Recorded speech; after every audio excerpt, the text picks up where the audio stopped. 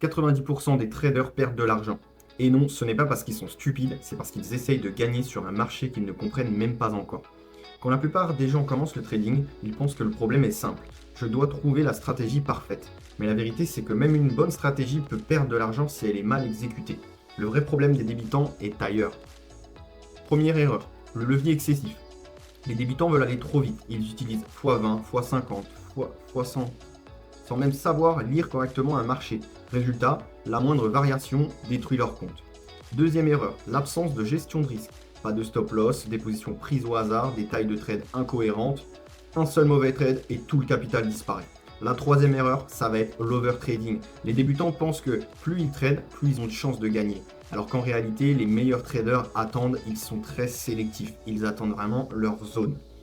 Le plus gros problème en trading, ce n'est pas souvent le marché, c'est toi-même. Le FOMO par exemple. On voit bien ici sur cette montée-là que beaucoup de gens sont rentrés à ce niveau-là en FOMO, en panique. Tu vois une bougie énorme comme celle-ci, le prix explose et tu rentres par peur de rater le mouvement. Très souvent, c'est exactement le pire moment pour rentrer. Ensuite, vient le revenge trade. Tu perds un trade, tu veux récupérer immédiatement, alors tu augmentes le risque, tu forces des positions et c'est souvent là que le compte explose. Puis il y a l'impatience. Les débutants veulent trader tout le temps, mais le trading, c'est surtout savoir attendre. Le trading récompense ceux qui sont patients.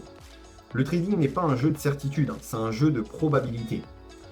Même les meilleurs traders au monde perdent des trades, c'est normal et ça fait partie du trading. La différence, c'est qu'ils contrôlent leurs pertes. Une stratégie, en fait, elle sert à rien sans discipline.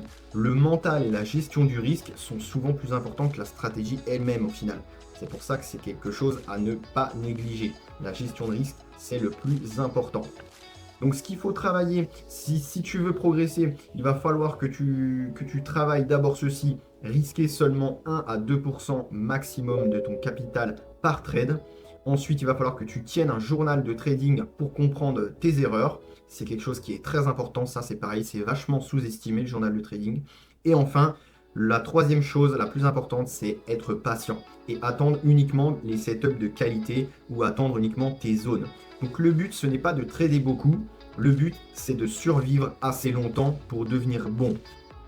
C'est vraiment ça ce qu'il faut retenir. Donc le trading, ça peut devenir une vraie compétence, mais seulement si tu arrêtes de chercher des gains rapides. Ça n'existe pas.